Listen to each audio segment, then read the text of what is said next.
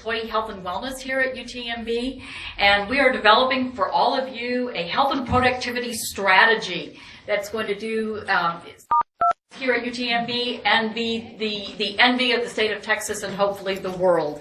And to do that, we are partnering with all kinds of people. Our good friends in PT and in therapy with our Division of Health Promotion has put on this event for you and has brought to us Ron Porter. And I was telling Ron, I'm not a young girl, but this is not my first time to hear Ron. This is about my third time. And he is actually one of the people that is responsible for me going back to graduate school. He came back to speak in Wisconsin when I was a nurse case manager for an insurance company, seeing all kinds of people becoming injured and their lives just being, and their families' lives being catastrophically changed. And he kept talking about a way that we could do this, and it was called prevention. 10 years ago, yes, Ron, I heard you 10 years ago. 10 years ago, that was pretty new stuff. And although I had been a part of a wellness project in the state of New Mexico, it got unfunded because, well, it worked. And so what I came back to Texas, I'm originally from here, is to develop these programs. And with my friends in PT, we have a phenomenal return to work program. It's run by not a nurse, which is very unusual, but by an occupational therapist. And our theme here at UTMB is together we work wonders. Ron Porter has spoken at numerous places, has given this talk 1,000 times, and I hope today somebody is inspired like I was to go back to be a part of the solution, and I hope he excites you as much as he excited me to have the best job of my entire life. So, with that ado, Ron Porter. Let's see if this works. Yeah. Good afternoon. Well, I guess it's still good morning, isn't it? Thank you, Kathleen, and also I want to thank the rest of the people that allowed me to come back again this year to do a program on wellness. As a physical therapist, when I got into the profession about 35 years ago, we were taught to evaluate problems and treat them. We never really spent a lot of time focusing on the thing that I think is much better in the life of all of us in trying to prevent the injuries. The thing that I've learned in the last 35 years is I've gotten older. I don't know, I went to bed, I was 25 and I woke up, and the next thing I know, when I look in the mirror, it's like, who is that? It doesn't, in fact, even I looked at the photograph they sent you for this flyer. I think that one's a little bit old as well. Might be time to update that. But what we're going to be doing today is looking at some of the things that are related to the aging process, not only of the body but also of the brain. One of the issues that we started to notice in the last few years is that physical activity is something that also slows down the aging process of our mental capacity. And so what I'd like to spend a few minutes with you this afternoon or this morning doing is talking about some of the fun things that we can do to remain healthy. The goals for this afternoon are to look at the overview of the aging process of the brain and the body, and then to look at best practices, things that we can do to try to prevent those from occurring to us, or at least slow that process down. Our goal is that your body and your brain will remain very healthy, and then one morning you'll wake up and everything will go bad at once. What we see occurring now is you're going bad one part at a time, and we want to try to slow that process down. You may remember last year we talked a little bit about what we call the power zone, which is a work area that decreases the stress or the fatigue on your body as you're performing your job, whether you're seated or you're standing. The other thing that I introduced you to was the idea of being a workplace athlete. Most people don't look at their job as a sports activity or as an athletic activity. But the use of our body is important to be able to perform our jobs. And so some of the things that we've learned from athletes, we can also apply to ourselves in our own work environments to decrease fatigue, or in Georgia we call it being tired. Are any of you ever tired at the end of your work day? How many of you are tired right now? So let's do one of our first Ergo Breaks. Everybody raise your arms and yawn and stretch. Okay, move your hands over to the left. Try to coordinate this. Over to the right. Okay, back to the left again. We'll get you all ready for baseball season. All right, very good. So, do any of you in here own a cat or a dog? Or have you ever seen a cat or a dog? Okay, what do they normally do after sitting down for a few minutes? And they don't even need to go to a wellness program. They understand the importance of moving their bodies around a little bit. My other objective, as always, is to have a good time. Excuse me, I'm a little bit allergic to pollen. And I've noticed you've got quite a few things blooming here right now.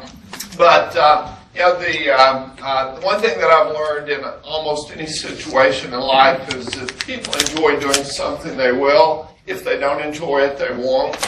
And certainly, exercise programs, fitness programs require commitment. They require time, which is one of the things that as I've gotten older, I've realized I've got less of. So, without further ado, I've got a question for you. What is your definition of an aging worker, or are any of you older than you were 10 years ago? I can remember when I thought 30 was old. Now, I think probably 95 is old. So I just keep moving it up a little bit. Last year I turned 60 and my medical insurance went up a significant amount, and I called the company, I won't name their name, Blue Cross Blue Shield, and I said, why did it go up so much? And they said, oh, Mr. Porter, you moved into the last box. And I said, pardon me? And they said, well, you moved into the 60 to 65-year-old box. She says, that's our most expensive box. And I said, well, is there a way I can get out of it? And so she sort of hesitated for a moment, and she said, well, you could die. She giggled a little bit. She says, that's insurance humor. I said, well, I very rarely found anything funny about insurance. This year I turned 61 on May the 4th, and I've noticed that since I've been in that last box, evidently it's put me into a different mailing category. Now all of a sudden I'm getting a lot of letters asking me if I would like to prepare for my death. Pay for the funeral ahead of time, or whatever, to save your family the duress of that. I thought, my family under duress, I'm going to be the dead one. So, who's got the problem here? So, I'm not sure I want to do that. The labor force over the age of 40, I was asking Gerald a few minutes ago, what was the average age of the employees here at UTMB? He was saying they're probably in the age range of 40 or above. And so, one of the things that we started to see in the last 20 or 30 years in this country is an aging of our workforce, whether the issue is something that has certainly been affected by the baby boomers, by the people my age range that were born between 1946 and 1964. But this has had an impact on a number of different areas. One of the areas that it's had an impact on, certainly more than any other, is probably the medical community. Aging certainly has some impact that we can't avoid. The muscles start to decrease a little bit in size. Sometimes our endurance is not as great as it used to be. You might hear people say, well, I can't do what I used to do. But the other thing that I've learned as I've gotten a little bit more mature, which is now my word for older, is sometimes I don't care as much. So whether I can do it or not. In 1972, the average age of a worker in the United States was 28. By the year 2012, 40 years later, it was up to 46. What's the difference between 28 and 46 besides 18 years? Well, let's think a little bit about flexibility or coordination or balance, eyesight, hearing. All of these are impacted by the aging process of our bodies. By the year 2014, which is now about 5 months away, a third of our workforce is going to be over the age of 50. That's about 53.5 million workers. So certainly the aging of the workforce is a concern. The labor force is going to continue to get older until the year 2035. And at that point, I guess all of us will be in the last box. Which, a friend of mine told me actually there was one after 60 to 65, but they put it in the ground. So he's no longer my friend. But between now and 2035, the workforce is going to be aging much faster than the younger people that are entering the workforce. And so that's got a significant impact on what we're going to be doing. The other thing that has occurred in the last few years with economic changes is most of us will probably be working longer than we anticipated. I asked my accountant this year when we were doing the taxes, I said, when will I be able to retire? And he says, how long do you expect to live? And I said, well, my parents lived into their late 80s. I said, I hope to be able to at least maybe achieve that. And he said, he says, then we'll start talking about your retirement in about 9 years from now when you're 70. So, we've got a lot of people in their 70s that are working. If you look at the research, keeping your mind active is as important as keeping your body active. And a lot of times, whether we stay employed where it's the job that we've had most of our careers, and we find a new way of employing our mind, is certainly something that can slow down that aging process of our mental facilities as well as our physical capabilities. Extensive research has found no relationship between age and on-the-job performance. The thing that has been found through the research, though, is that essentially what starts to occur a lot of times is that different ages learn different ways. And so one of the things that I'm going to try to promote you on today, as I did last year, is the importance of doing ergo breaks, of keeping your body moving and active. Static postures, which you all are in right now, basically decreases blood flow to the muscles that are not moving by about 60%. Dynamic postures give you what we call a muscle pumping action. Where the muscles pump blood flow in, they remove waste products. Most of our jobs today are very static. At least parts of our body are static. Even in the nursing profession, where you all spend a lot of time in operating rooms, legs and feet frequently are static for long periods of time. And if you ask a nurse that works in an operating room what part of their body is probably the most fatigued at the end of the workday, it frequently is their legs and feet. As we get more mature, one of the things that is really important is to be able to maintain the health of our legs and feet so that we can be as independent as possible. And so one of the things that we want to look at are what are the exercises or movements that we can do that facilitate keeping our body in good condition. Most of us today work in a computer, either in our occupation or in our home environment. We're also starting to carry them with us. I was at an ergonomics conference in Dallas earlier this year. It's called the Applied Ergonomics Conference, and they were talking about the newest ergonomic injury. It's called swiper's wrist. Originally it's related to computers. Originally, when we first sat down at a computer, people started to develop problems from doing data entry. So they were sitting there and they were doing keying all day long. You may have heard of carpal tunnel syndrome.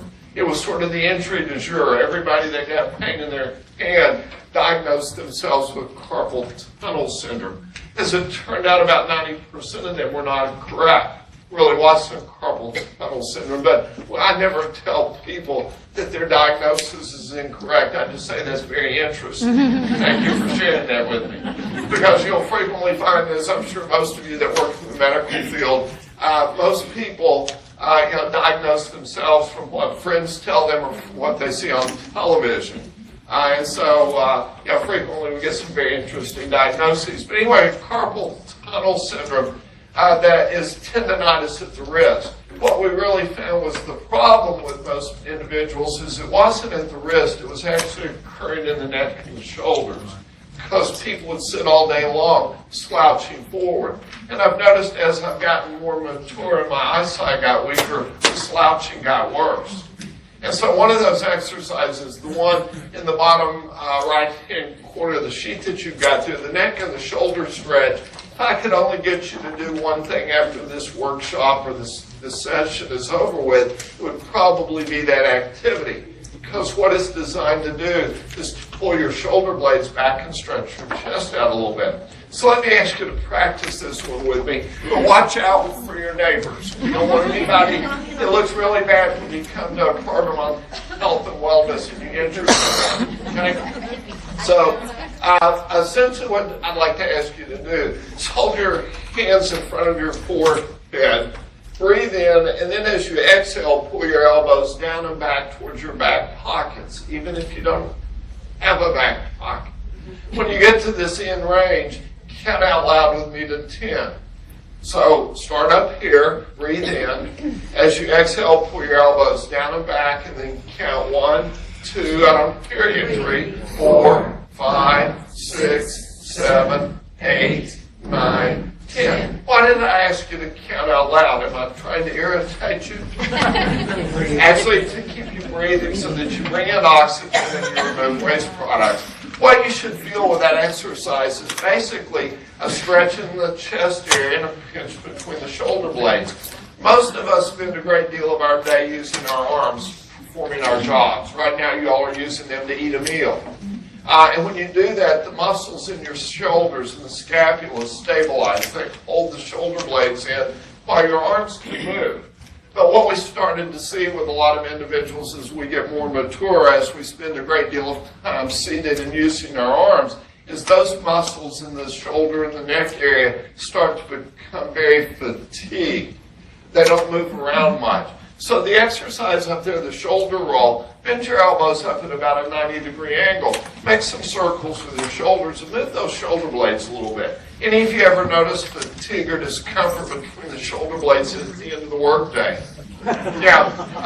Let me get you to, one of the things that we see is when your arms are moving, basically the shoulders are static, and it creates a lot of fatigue there. A lot of the jobs also involve where you're looking down at items on your desk or you're looking in the workplace. The next time you're standing in a line, one of the things I want you to notice is everybody standing behind you. And what are they doing? They're looking down. They're looking down at their iPhone. They're looking down at their iPad. That was where the swiper's wrist came from. Used to first it was data entry issues with carpal tunnel syndrome. The next one that was a problem was the shoulder injury from people working with a computer mouse. Originally, computers did not come with a mouse. That was a way to dumb it down so someone like me could learn to use a computer. Do any of you know what those F keys are on the top of the keyboard? So they actually replaced those keys with a mouse. So people sat all day long with their keyboard in Galveston. Their mouse was in Houston. And so they were doing one of these all day long, and they ended up with fatigue in the shoulder. The keyboard and the mouse should be together. The next thing that began was you got a little phone, or originally it was called the BlackBerry. You remember those? And when I first heard that, I thought it was something that was edible. But it turned out it wasn't. So people were doing this. How many of you in this room do not text people? Anyone?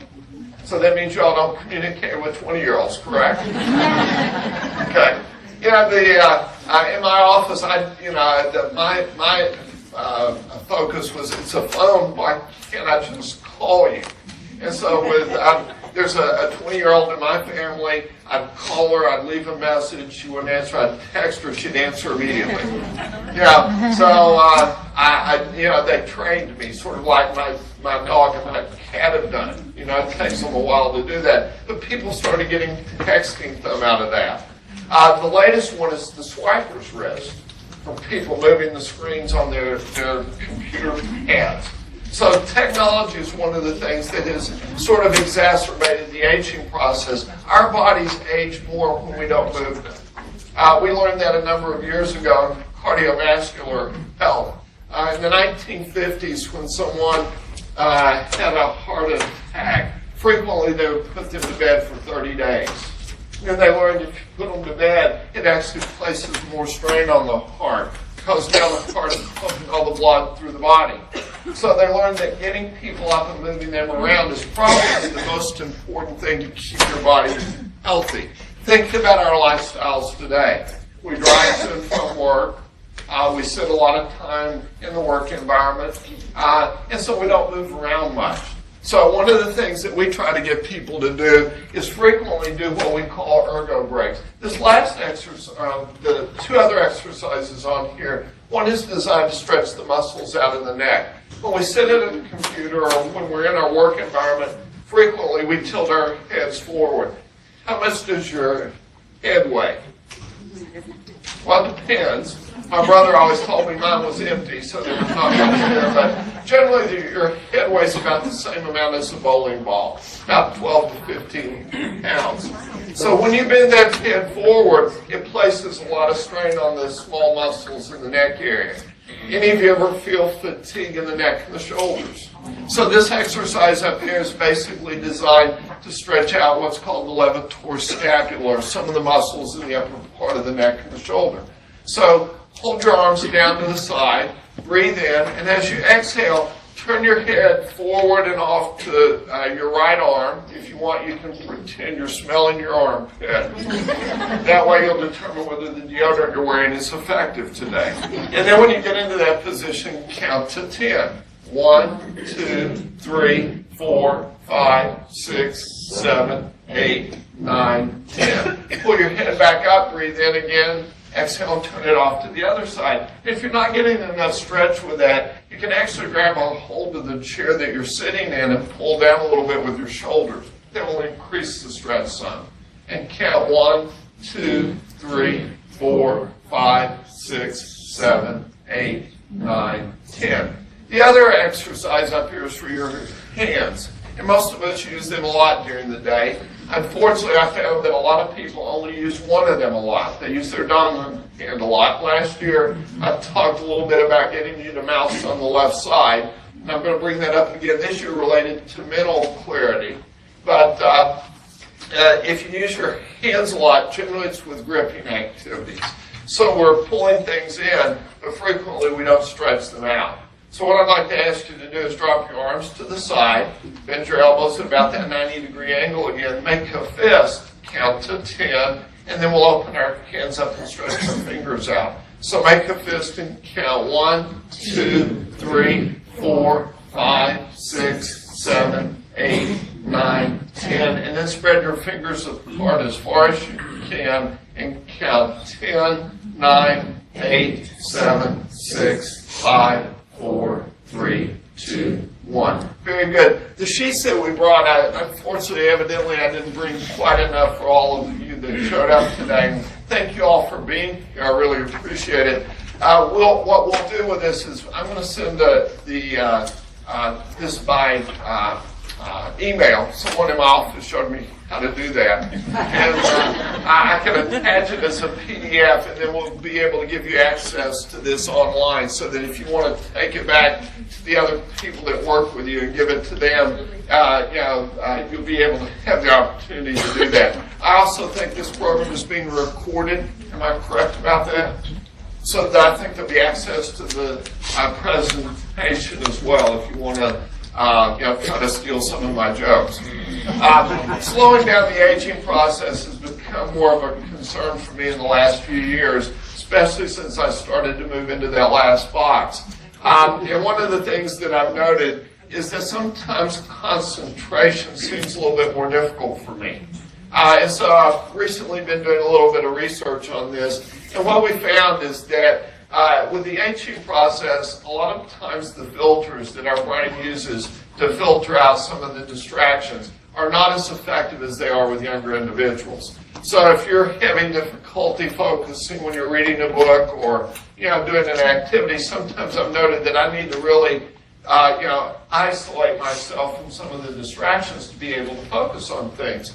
It turned out that the prime reason for midlife concentration lapses and late life memory problems are an increasing inability to be able to filter out some of the both human and digital distractions. Information is everywhere today. I can remember when I was a child, we had what was called a party line phone, which meant that there was one line that went into our neighborhood. So if anybody else was on the phone, we weren't even able to talk to other people.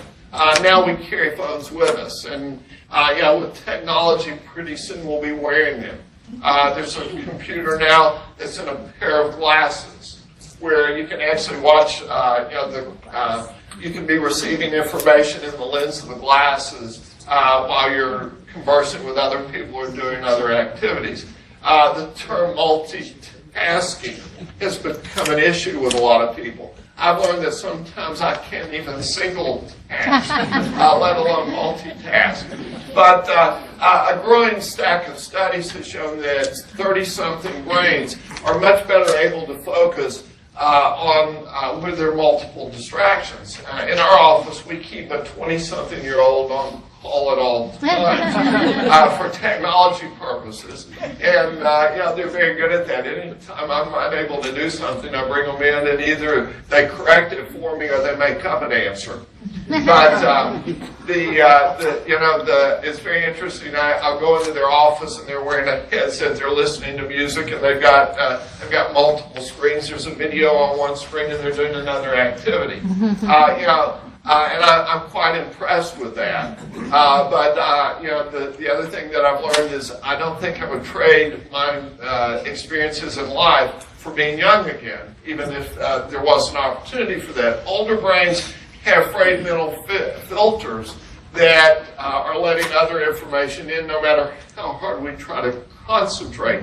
One of the research studies that looked at this found that when they were placing people in doing the MRI, that the ability of the more mature people over the age of 40, concentrate when that banging was going on was not present. So their brain scans revealed the extra mental effort was used to try to filter out the distracting noise, tipping off researchers that mental challenges of concentrating for more mature individuals are there. So some of the suggestions that I've learned have been effective for me is trying to turn off some of the distractions, finding an environment where you can be able to increase your focus by removing distractions. Don't try to multitask. If you look at one of the things that has occurred in the last few years is use of cell telephones while doing other activities. The National Safety Council's position in driving an automobile is that you should not try to do anything at all while you're driving an automobile other than drive that car. I'm a runner. At my age, I might not should still be doing that, but I enjoy it. And so when I go out running, I've noticed that almost every automobile that runs a red light in an intersection that I run through, someone's on a cell phone. I know that it's fun to be able to communicate with people and to catch up on things. And time is such a significant issue in life that we try to make the most use of it that we possibly can. But if we ever thought that it would take someone that we love's life away from us because of doing that, I think that it's something that we need to consider, focusing on the activities that we're performing at that time. Certainly as I've gotten older, I've started to wonder how much longer I'll be able to drive. And I'm not sure it's my capabilities in driving that are going to stop it, but I think it's dealing with the other people that are out there driving that are doing it. Or at least that's what I blame it on. Another thing that has been noted with distractions is clearing your desk and organizing your home. I go and do a lot of office ergonomic evaluations, and I go into some offices where the desk is pristine. There's very little, on the desk. I go into other offices where it looks like a hurricane has gone through there. As we get more mature, as we do age, one of the things that will help us be able to eliminate the distractions and focus a little bit more on the things that we want to do is removing some of the unnecessary clutter. Turning distractibility into a mental asset. One of the things that has been found with more mature individuals is that if you're trying to educate them, giving them multisensory learning. Instead of maybe just reading a piece of information, maybe a visual that will go along with it, watching a television show, or now on the internet you can find videos of a lot of things that I never knew existed. Enjoying seeing the forest and not just the trees. Having a more flexible mental filter means that you take pleasure in the ability to notice things that maybe you missed when you were only focusing on one particular aspect of life. So slowing down the aging process of the brain, one of the things that has been shown to do that is using both sides of the body. Studies have shown that individuals who use the left side of the body as well as the right side of the body get more stimulation mentally to the brain, and it increases blood flow. You might remember last year, maybe you don't if you weren't here, one of the suggestions that I wanted to make to you was to start to use the mouse on the left side. Now, I'm not going to ask for you to show your hand whether you're doing that or not, but I'm going to try one more attempt at getting you to do that. And I learned that dealing with my accountant this year, that he gave me a piece of information about retirement that I wasn't able to forget. And the piece of information he gave me was, numbers don't lie. And so I said, well, that's probably true. And so what I'd like to do is a little bit of math with you related to data entry.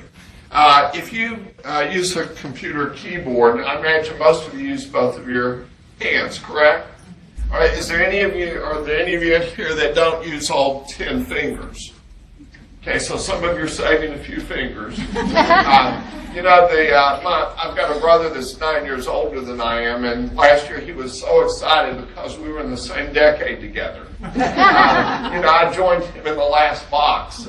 This year he moves into a new box. He moves into the 70 box. But he called me recently, and he said, brother, my hands are bothering me. He says, I think I'm developing maybe arthritis. And I said, well, tell me a little bit more about it. He says, well, really, it's not really my hands, it's only 2 fingers. And I said, which 2 fingers is it? And he proceeded to tell me which ones it was. And actually, instead of using the index fingers, he uses his middle fingers. He's used them for a lot of things.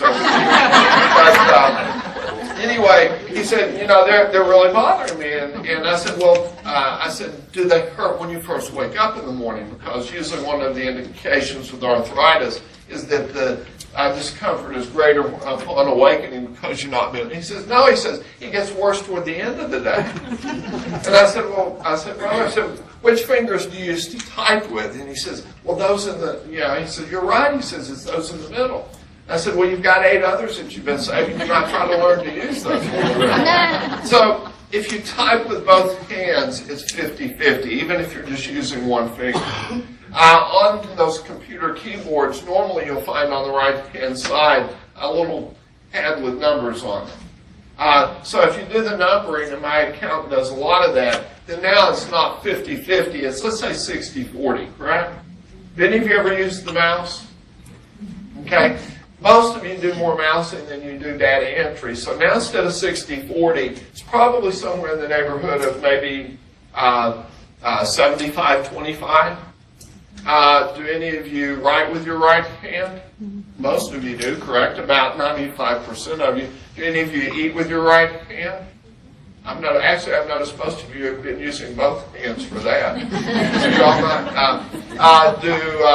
In your automobile, where's the ignition switch? Where's the gear shift? Yeah, I'm left-handed. I've noticed this all my life because most things are designed for right-handed individuals.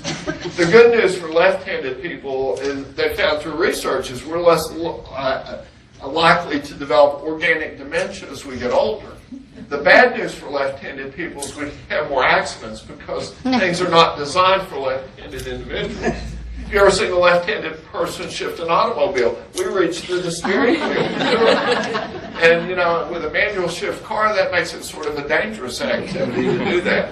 So, mousing on the left side or using the left side of your body, playing a musical instrument, other activities that you could learn to do that will slow down the aging process of the mind.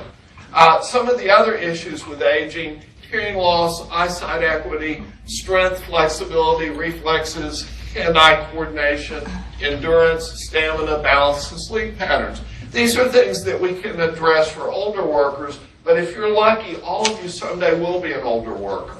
And it's going to occur much more rapidly than you ever anticipated. So the first thing that we want to look at is hearing loss. What's the big problem with hearing loss? Well, I've learned to some extent it's not a problem at all. I just nod and smile and say, that's very interesting. That way no one knows that you can't understand what they're saying. But you'll notice as individuals get to be more mature, frequently we lose hearing in the mid-range, which is usually where speech is occurring for most individuals. And when there's background noise, it makes it even more difficult for individuals to understand information. So if you're in a noisy restaurant and you're trying to follow conversations of individuals, it makes it a little bit more difficult. From a safety standpoint, it can cause you to miss important safety warnings. It can also create unhealthy stress if you're not able to hear other people, or if you keep saying, huh? Would you repeat that? The last one is noise can result in, loud exposure to noise can result in temporary or permanent hearing loss. One of the things that we've learned with the iPads, with the little mini musical things that everybody wears anymore, is when you inject noise directly into the ear canal, it can create hearing problems for people as they get more mature. So some of the younger individuals now have hearing issues that are significantly greater than they should be for the age of the individual. So what are some of the solutions? Well, one of the solutions is a baseline hearing exam. Oftentimes, just like with eyesight, we may not notice that we've lost a little bit of the hearing. Use appropriate hearing protection systems. If you're exposed to noise in an environment where you're mowing your lawn or you're doing activities where it can be either a hearing problem or, as we talked earlier, a distraction problem. Any of you ever been distracted by a baby crying? When it's someone else's baby, it's always a distraction, correct? When it's yours, it's not. Provide important information in multiple forms. Emergency vehicles do it all the time. Not only do they have a noise, but they've also got a flashing light, so that it makes it easier for you to be able to understand that. And then try to decrease noisy work environments. A lot of times, even in our office environments, we'll find that there's noise in there. I was doing an office assessment the other day. A lot of the cubicles today, a lot of the free and open office spaces, there's a lot of background noise. And so I was doing an assessment, and the lady says, we need to do my ergo eval in the conference room. I said, okay. So we go into the conference room. I said, what's the problem? She says, the lady sitting next to me keeps clearing her throat. And she says she does it every 45 seconds, and she's done it for the last 6 months. I said, well, maybe she's got a respiratory problem. She says, no, she's crazy. And she says, if she doesn't stop doing that, I'm going to go crazy too. She says, and I don't know what I'm going to be doing. So, oftentimes, even in an environment, noise can be something that is a distraction. It can also be something that can create issues for your workers. Another issue with the aging of the population is eyesight equity. At about the age of 40, sometimes a little bit younger, you may notice that they start printing things in smaller type. And so at a certain point, someone will come up to you and probably try to convince you that you need reading glasses. It actually occurred to me in a pharmacy one time where I was trying to read something on an item, and the lady walked by and she said, sweetheart, just get the glasses. And I said, excuse me? She says, you need reading glasses. And I said, no, I don't. And I found that if I stood directly underneath the bright light, I could see almost anything. But unfortunately, I didn't always have a bright light. She says, come with me. So she took me over to a place where there was a display of what we called cheaters in my group. And she says, you'll need the 1.25s. And I said, you've done this before, haven't you? And she says, with almost everybody I know. She says, it's just a process of maturing. And so she pulled them out, and I put them on, and lo and behold, I could read again. When I do ergonomic assessments in the office, the number one thing that I usually find is people sit like this. And all I usually need to do is either move the monitor closer to them. Sometimes I need to get it right about there. You can make almost anybody sit up straight by making their vision better or by increasing the size of the image. If any of you ever been to a movie theater where you had to sit in the front row, you end up doing one of these. So our eyesight is very important. Diminished depth perception, acuity, and glare are something that occurs as we get more mature. Vision loss, according to a September 2008 study by Report on Aging and Vision Loss, by the year 2030, rates of vision loss will double along with the country's aging population. What vision loss is an inability for people to see even with correction. I wear what are referred to as bifocal contact lenses, because when I got the reading glasses, I spent most of my day either doing this or I lost a lot of them. And unfortunately, I found that generally when I lost them, they were on the top of my head. The big problem with that is when you wear glasses on the top of your head and you look down, they fall off. That can really be a problem when you're in the bathroom. I lost several pairs, and so I finally ended up going to the eye doctor. And the eye doctor said, well, for people your age, which is a comment I would encourage all of you to avoid. Okay? He says, for people your age, you probably need either bifocals or progressive lenses. And I said, well, what are the progressive lenses for? He says, they're for people that spend time at a computer. I said, well, I do a lot of that. And so he forgot to tell me the cost of these glasses. But anyway, I go back and I get my $500 glasses, and I'm sitting in the office doing one of these. One of the individuals that works with me is also a physical therapist. He says, you look like you're developing Parkinson's. He says, you're sitting here nodding all day long. And my neck started to hurt. So I go back to the eye doctor, and he said, another thing that we've got for people your age, and I said, please stop saying that. He says, we've got bifocal contact lenses. And I said, well, how well do they work? He says, well, you won't see 20/20, but you'll see 20 okay. And I said, what's 20 okay? He says, well, for people your age, it's okay not to see any better than that. And so I found a new eye doctor. But anyway, to go back to the issue of vision and aging in the population, if you've got individuals where vision is an issue, and after about the age of 35 to 40, it may become an issue, things like seeing a decimal point when you're doing a paycheck can be very important. There was a study done on nurses, and medical errors are always a concern in the nursing profession. One of the things that they found is the average age of a nurse in the United States is mid-40s. And unfortunately, a lot of the type of things that the nurses are required to read is printed in very small font, so that it made a significant issue of the ability of them to be able to read the information that was important there. Instructions on labels and dials were found to be best when they were printed in Arial type 22 instead of Times New Roman 12. Your computer is usually set at about Times New Roman 11 or 12.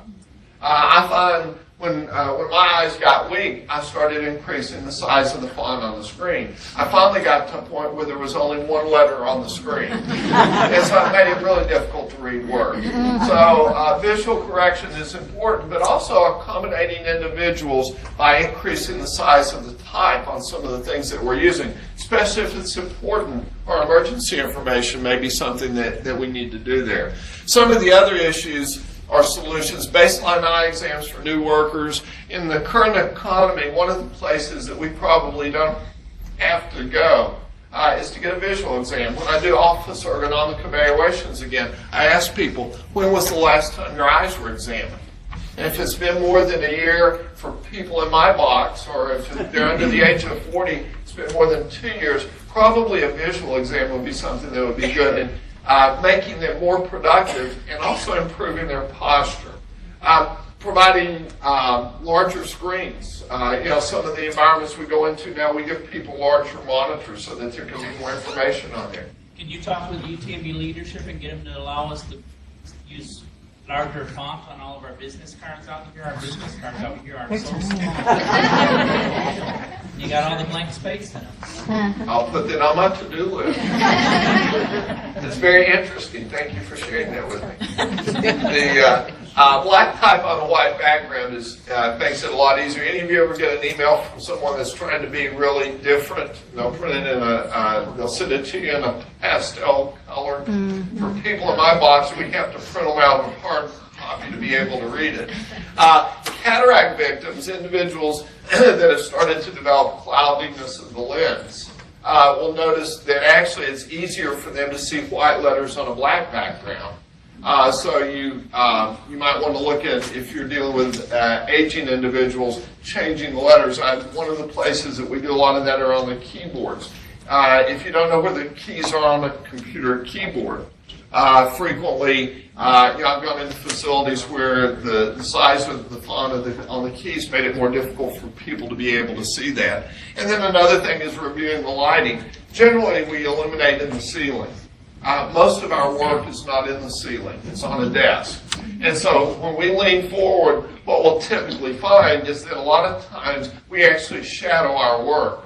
And so little task lights are one way of going green. You don't need as much electricity for task lights a lot of times as you do for the overhead illumination.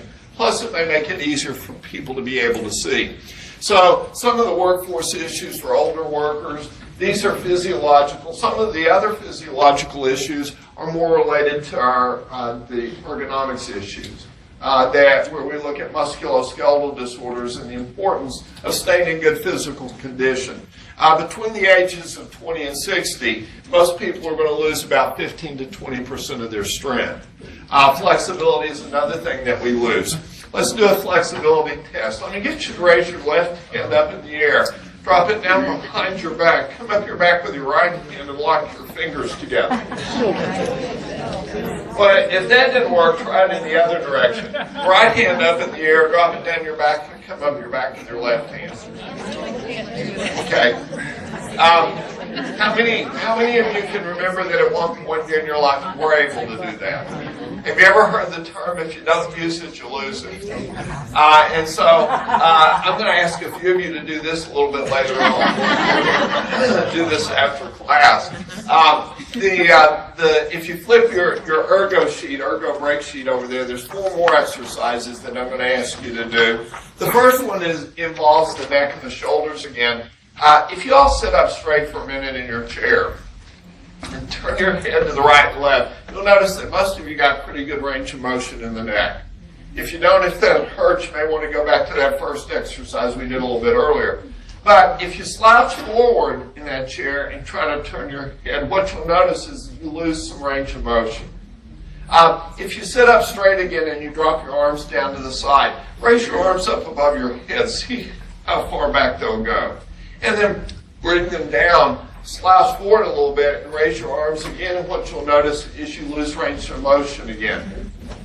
A lot of the rotator cuff problems that we see occurring with individuals are a result of tightness in the shoulders and this forward head position. The exercise that's in the upper left-hand corner there, the hands up exercise, is a very good one to stretch the shoulders out and improve the posture a little bit. So lock your fingers together, breathe in. As you exhale, raise your hands up above your head as far as you can go comfortably. And then count 1, 2, 3, 4, 5, 6, 7, 8, 9, 10. Very good. The finger and wrist flexor and extensor exercises, a lot of people develop what's called tennis elbow or golfer's elbow, and they never play either one of those. It's really a tendonitis at the elbow, and it's a result of the muscles in the forearm tightening up. The flexor stretch, hold your left hand out in front of you and grab a hold of the palm, not your fingers. You don't want to pull down on the fingers with this because that's too much stretch. Pull down on the palm toward the floor, straighten your elbow, and you should feel a stretch in the forearm. If it hurts, don't do it. It should just be sort of a gentle stretch. And then count 1, 2, 3, 4, 5, 6, 7, 8, 9, 10. Try the same thing with the other hand. Palm toward the ceiling. Place your other hand on the palm and pull it toward the floor. Straighten your elbow and count 10, 9, 8, 7, 6, 5, 4, 3, 2, 1. How many of you felt that stretch? How many of you felt it more on the right side than you did on the left side? It's probably because you use that hand more. Now the other part of the arm, make a fist with your left hand, pull it down toward the floor, and turn it away from the body. What you should feel there is a stretch on the top part of the arm. And if you want to increase that a little bit, take your other hand and very gently press on the top part of the hand. If it hurts, don't do it again. These are designed to make you feel better, not to make you feel worse. So count 1, 2, 3, 4, 5, 6, 7, 8, 9, 10. And try the same thing with the right hand. Make a fist, pull it toward the floor, and turn it away from your body and increase that stretch. And count 10, 9, 8, 7, 6, 5, 4, 3, 2, 1. Very good. You all got excellent form on that. The other two other exercise that we're going to do is going to involve you standing up. So let me get you all to stand up, which is probably good because most of your eyes have started to close. Place your hands on your lower back. If one of the things that our spine does is it acts as a shock absorber. Gravity's pushing down on us all day long. When we're walking, we're getting jarring from below. And so the curves in the back actually operate mechanically as an ability or helps absorb shock, as long as we've got those curves in the back. But generally when we sit a lot of times, we'll notice that we stretch that lower curve out a little bit. So this exercise is designed to give it back to you. Place your hands on your lower back. Just gently lean back against them and look forward if you're in my box. If you're not, you can look toward the ceiling, but if I do that, I get dizzy. So I just want to look forward and count 1, 2, 3, 4, 5, 6, 7, 8, 9, 10. If your back popped, I'll charge you for treatment. That's called spinal manipulation or mobilization. Since you're standing, there's one other exercise. It's not on this sheet, but it was on there last year that's really important for people to do that either sit a lot during their work day or stand a lot during their work day. Do any of you do either one of those? Do you ever sit much during your work day or stand much? If you don't, if you've got a job where you lie down most of your work, they see me after class. That's one I've been looking for all my life, where I can find a job. So, standing on your right leg, place your left heel out in front of you, toe off the floor. Look up at the ceiling, and still looking at the ceiling, lean forward at the waist. And what you should feel there is a stretch in the back part of the leg. Count 1, 2, 3, 4, 5, 6, 7, 8, 9, 10. Pull the left foot back before you place the right foot out. Heel on the floor, toe up. Breathe in. As you exhale, lean forward at the waist, look up at the ceiling, and you should feel a stretch in the back part of the leg. This is actually called a sciatic nerve stretch. It's designed to stretch the muscles that the sciatic nerve runs through. And count 10, 9, 8, 7, 6, 5, 4, 3, 2, 1. Very good. The hamstring muscles, the muscles that you were stretching out there, and the muscles in your calf are ones that play a large role in the health of your back and your legs during your lifetime. In physical therapy, frequently one of the exercises we do for people with lower back pain is stretch out the hamstring muscles because they tighten up so often when you're seated a lot during the workday. So sit back down for a minute. We've got a couple more slides and then I'll be finishing up. So Ergo Breaks, what are the benefits of Ergo Breaks? They slow down the aging process, which is the most important one for me. They also keep you all awake and alert. I've noticed that now almost all of your eyes are open. God, look, it's heaven still closed. It improves blood flow, circulation, and nutrition. As we get older, one of the things that starts to occur is blood flow, or our cardiovascular system starts to get clogged up a little bit. It slows down. Other medical issues can complicate that. So anything that we can do to provide nutrition to our body is very important. And movement is one of those things. Keeps our joints lubricated and flexible. It also removes waste products and it decreases fatigue. What is fatigue? Well, this is the way most of you look right now. So it means I need to finish up pretty quickly. But basically, fatigue is a warning sign. In Georgia, we refer to it as being tarred, T-A-R-R-E-D, whether you pronounce it. But what I've noticed in the last few years is most of us are tired all the time. I should have invested in Starbucks. One of my accounts said, you want to buy some Starbucks stock? I said, people will never buy coffee.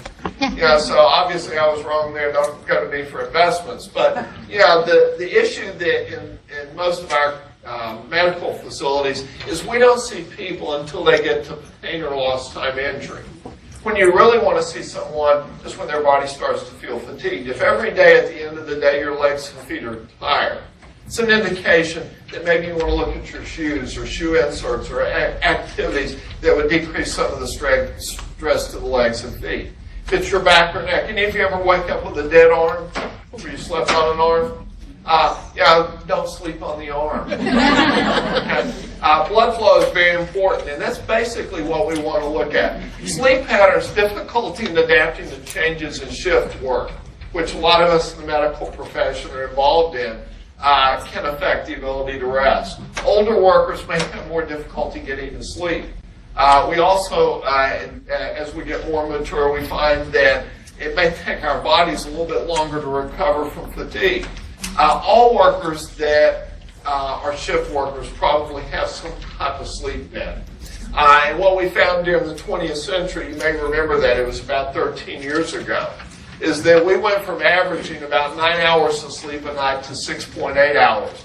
The change has been made to accommodate for us working more hours. We're the only country in the world where we actually give vacation days back to our employers every year. Have any of you ever done that? No. In Europe, you're required by law to take 30 vacation days a year. I've been trying to learn to speak French. It's not going very well. The change, millions of shift workers average less than 5 hours of sleep a day. I do a lot of work at Lockheed Martin in Marietta outside of Atlanta where they build an airplane. And one of the questions I frequently ask the workers when I'm doing my ergo evals is, how much sleep did you get last night? And it's not unusual for me to hear 3 or 4 hours, especially if they've got children. So they work what's called a 980. They work 9 hours every day. They work 9 days so that every other weekend they get a Friday off. And they try to compensate by sleeping all day on that one day off for the sleep that they've lost before.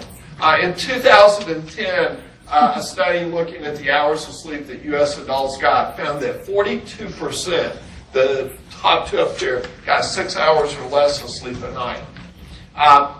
Blue-collar jet lag is what we call shift work a lot of times. 20% of adults are shift workers. A lot of them are in the medical profession. 56% of them fall asleep on the job each week. In this class, it's only been about 55%. 30% report such incidences occur more than 3 times per week. There's also a 23 to 37% increase in injuries with extended hours. Fatigue definitely creates more errors. Have any of you ever been fatigued or tired? And then it created not only, physical issues, but also social issues. You're less able to interact with other individuals. So for more than half of all workers, sleepiness diminishes your ability to concentrate, the amount of work accomplished, and the quality of the work. Sleep deprivation costs about $100 billion a year in the United States alone. The last two things that I'd like to review with you quickly are the power zone and the workplace athlete. The power zone is an area that if you spend most of your day working in it, you will decrease fatigue at the end of the workday. So since your job right now is to stay awake for another 2 or 3 minutes, let me get you to sit up straight in your chair, drop your arms to the side, bend your elbow at a 90-degree angle. Well, you can stand up. We're going to do it in sitting. We're going to do it in sitting and standing. But in a seated position, if we look at it here, it would be a computer workstation or a desk. You drop your arms to the side and bend your elbow at that 90-degree angle. And some of you are overcompensating there. Drop it, relax a little bit. Let's start off with this. Move your shoulders around a little bit. Drop your arms to the side. Bend the elbow in an L-shaped position. Your hand should fall on this table. If they didn't do that, with your elbows, bring your arms back there. Back here, like that. There we go. Relax, okay? And your hand should fall on that table. If they don't, when you eat your meals at a table like this, you elevate your shoulders. So everybody elevate your shoulders. A little bit more. Hold them that way for 8 hours a day. Do it 5 days a week. Do it 50 weeks out of the year. And come to see us in the rehab department because you're going to need physical therapy. The power zone is an area that if we spend most of our work day, it's recommended for frequent work. If you're in a standing position, it would be the same thing. If you drop your arms to the side at a 90-degree angle, this is where your workstation should be. In a seated position, there's not as much leeway as there is in standing. In this room, there's probably people that are 5 feet tall or less. There may be people that are greater than 6 feet 6 inches tall.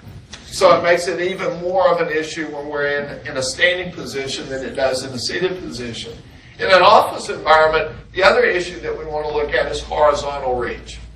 And basically, horizontal reach should be about the length of your forearm. Anything that is further away than your forearm is going to create a lot of stress in the neck and the shoulder and the muscles out in front. So, for example, when you reach for that bottle of water that's on the table, that bottle of water may only weigh a pound or two, but if you've got to hold it in that position all day long, it's going to create a lot of fatigue in the neck and the shoulders. Any of you here ever see a baby? How much do babies normally weigh? Okay, well, they come here, what, between 5 and 10 pounds? How long can you hold a baby in here? All day long. How about out here? This is what we refer to as dirty baby position. This is clean baby position. This is dirty baby position. You know, the baby weighs the same amount, but when we hold something out in front of us, it feels like it's weighing more. Your arm weighs about 15%, 10 to 15% of your body weight. So when you're holding your arm out in front of you, it's creating a lot of fatigue. The other issue that we want to look at is work for habit. And all of you are doing one right now. You've either got your arms crossed, your hands crossed, or your legs crossed. Let me get you to cross your hands for a moment. Lock your fingers together. Look down and see which hand's on top. If you can't figure it out, ask your neighbor. Mine's the left hand, and the way you know that is the left thumb that's on top and the right little finger's on the bottom. Pull your hands apart. When you bring them back together, lock the opposite hand on top. For some of you, take a couple of tries. Don't worry about that. How many of you feel like you're holding someone else's hand? Okay, a couple of you are. Don't worry about that either. Cross your arms. Look down and see which arm's on top. For me, it's the one with my wristwatch. Makes it real easy. Uncross your arms. Put the other arm on top. How many of you have chairs in your home that are labeled Mama Bear, Papa Bear, Baby Bear? You know, if you've got a side of the bed that you sleep on. We're very habit-driven. The next time you take a shower, think about it. You'll probably find that you wash your body in the same pattern every day. So posture awareness is something that is very important to look at. And really, there is no single correct posture. Any position, the best posture is your next posture. We want you to move around more during the workday. What we've learned in the last few years is probably one of the better postures is where we sit part of the day and we stand part of the day. Sitting all day long creates a problem. In fact, one of the issues it creates is weight gain. And we've talked a lot about that in wellness in the last few years. Frequently, one of the things that we might want to look at is finding a way to burn more calories. Mark Bendon, that works at Texas A&M University in the ergonomics department there, has been doing research. He's published a book. The title of it is Could You Stand to Lose? And he found that if you stand for 4 30-minute periods in an 8-hour workday, that you will burn an additional 350 to 400 calories. So one of the things that if you multiply that out over a year's time, you may lose up to 15 pounds or more. If you weigh 150 pounds, that means in 10 years you disappear. So you need to be very careful about this. We don't want you all to completely disappear. But, most of us don't want to sit all day long. We don't want to stand all day long. But unfortunately, a lot of times our jobs get us to do one or the other. Other posture issues. This is one that creates a lot of stress. I was in the grocery store last night. I went over to the Kroger's on the boulevard over there. There was a lady that was shopping, talking on the phone, holding it between her ear and her shoulder. I gave her a business card because she really needed it. Headsets, if you're going to be on the phone so that the head can be in a neutral position, it's probably the best choice. The other thing that it does is it alleviates the need for you to hold your arm up, which creates a lot of stress. From the hands above shoulder range, it creates stress on the shoulder. Your hands on the keyboard. Look at the wrists on this lady. Everybody drop your arms to the side. Bend your hands palm side down. and look at where your hands are. For most of us, they are sticking straight out. They don't come in. And so when you work on a keyboard, this is what you end up with at the wrist. And a lot of times, some of those modified keyboards will allow your wrist to be more of a neutral posture. And then the last posture is far-reaching, where you reach far out in front of you to be able to do an activity. And you'll frequently see people do this. If there's one thing that I would ask you to try to eliminate in your work environment is bring things closer to you. Because when you reach out in front of you, it creates a lot more stress on the joints and the shoulder, the neck, and a lot of the other parts of the body. So sometimes using keyboard trays to bring it towards you instead of reaching forward may be an option there. So the last thing we're going to review is workplace athlete.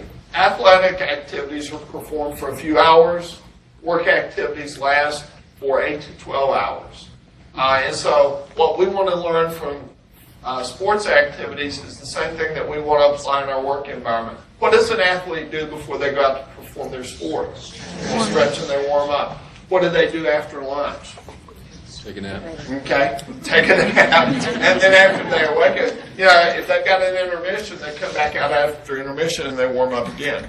So you all just had lunch. Now's our time to do the last exercise. Let me get you all to stand up.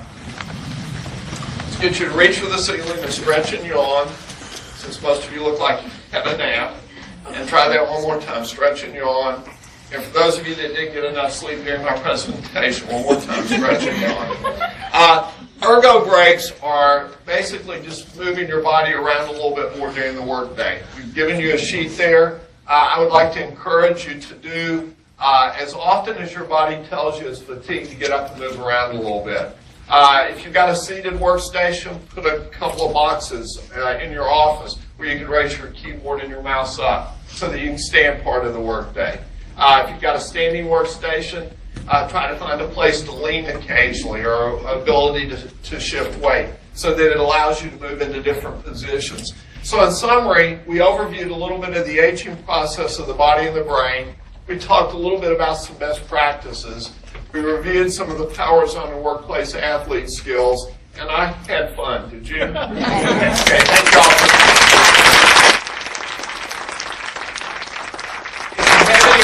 I'll be delighted to stay around and talk with you afterwards. I think I've pretty much pushed it to the end. I think they've got some things they want to do with the door prizes. Door prizes and that sort of thing. One more round of applause. Thank you, Brian, so much. And hopefully everyone, when you came in, you got a nice little stretchy band, a little blue stretchy band. So feel free to use that this afternoon and put it in a place where you make sure you can find it and do a number of the exercises that Ron mentioned. So we want to do a few door prizes. So everyone get a ticket, a number when you came in. Does anybody have a number higher than 95? No? Good. Rod, would you please give me a number between 1 and 95? 27. Who has number 27? Right there. There you go. We got a few of these. Can I give you a number? Yes. I'm 61. Number 61. Oh, they died. No, they're in the wrong. They're in that box. They're in the other box. 61's not here. All right. How about 62? 62. Okay. I know this guy's in the right box.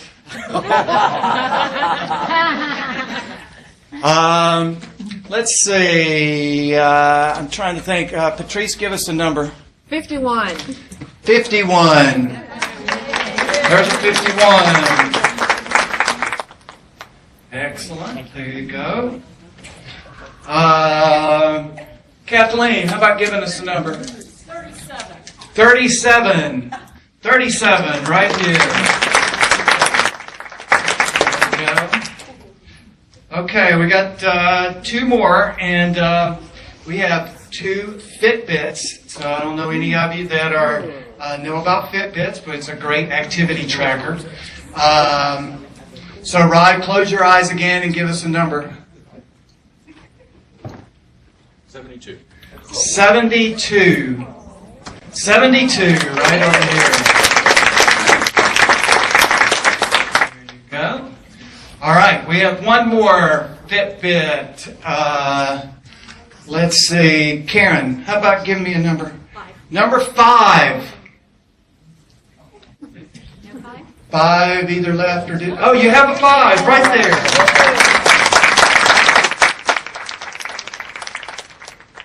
Excellent, excellent. Well, hopefully everyone had a good time, a good lunch. We really appreciate the great turnout. Look on your stretchy bands. That's where the website for employee health promotion. That's where the taping will be posted. Along with, we'll also get the PDF of the stretch sheet, and we'll post it there as well.